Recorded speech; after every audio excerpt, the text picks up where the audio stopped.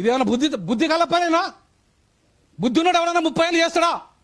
2,50,000 backlog పోస్టులు ఉన్నాయని కిరణ్ కుమార్ రెడ్డి చెప్తే, అసెంబ్లీ సాక్షి చెప్తే అవేమైనా తెలియదు.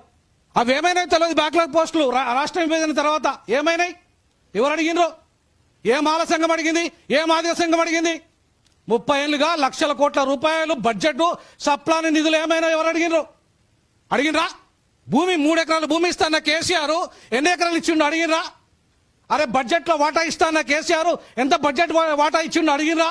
ఇవన్నీ అక్కర్లేదు. లక్షల కోట్ల రూపాయల విషయాలు అవసరం బ్యాక్లాగ్ పోస్టుల గురించి అక్కర్లేదు. అరే నువ్వు మాలని దొంగ, మాది కొడ దొంగ, మాలోడు దొంగ, మాది కొడ దొంగ. అరే ఎవరు దొంగ కాదు భయ్, ఆ రెడ్డోడు దొంగ.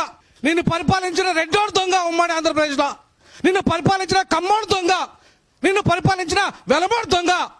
నువ్వు కాదు భయ్, మాలోడు దొంగ కాదు. మాలోడు ఎక్కడ పరిపాలకుడుగా ఉన్నాడు? ఎట్లా దొంగ అవుతాడు? ఎవడో సరిచేయాలి దీన్ని. పరిపాలకుడు సరిచేయాలనా, మాలోడు సరిచేయాలనా? ఈ సమస్య ఎవరు పరిష్కారం చేయాలా? రాజ్యం చేయాలా లేకపోతే మాలలు చేయాలా?